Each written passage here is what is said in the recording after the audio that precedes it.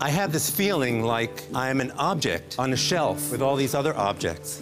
And each object, myself included, has a sense of legacy, a sense of hope, a kind of need to be understood in an obscure but magical way. And then, these beings came to see us in the museum. They weren't people. They were more like time units like seconds or minutes or years or something. And the more time that passed us in the museum, the more I felt like the personal disappointments I'd suffered, the aches and pains of life, so to speak, were fading.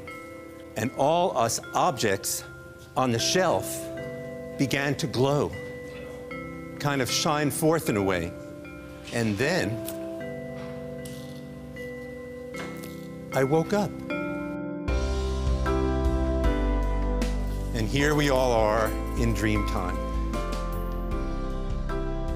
A lot of revisions and editing and improvisation is really, it's the same thing jazz musicians do. You know, somebody starts something and someone adds something else. It's all the same.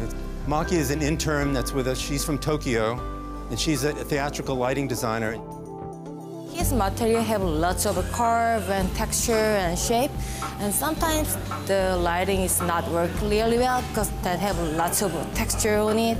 So I try to make sure that the lighting is really work with it well for the fixture or not, and that's my most difficult thing and challenge too. So we gather Rebecca. Where's Rebecca? She's up there. I think I was in community college. I didn't really know what I was gonna do. My roommate at the time was like, there's this gallery that's awesome, we should go see it. It was magical, and I remember feeling so inspired because like I've always really liked collecting junk and never really like knew what to do with it. Rebecca's been working with me for 8 years. And so what we do is we start gathering things and we start making piles of stuff. Every moment I have a different favorite thing, you know, and I have to tell you, I always let go of my favorite things, give it to my project. And that way, other great things come to me. A man walked into my studio. I had never met him before, and he said, I have some gifts for you. People bring me a lot of things because they know I'm a junk collector. And he said, I know you collect stuff, and he said, I have a letter for you. It was a neon W. And he said, you know, I have one more in my truck. You think you'd like that? And I said, sure. And he brought the other letter in, and it was a neon M, my initials. I brought them here, and today I put them in the sculpture as my signature, WM. So in our studio, we recreated the space that is here.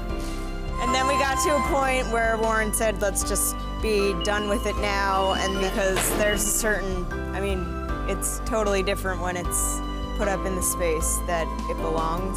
Sometimes we feel like we could just go on forever, but there's always a moment where you think, that's it, yeah. The whole concept behind our studio, which is called Badibadoo, you give me and I give you.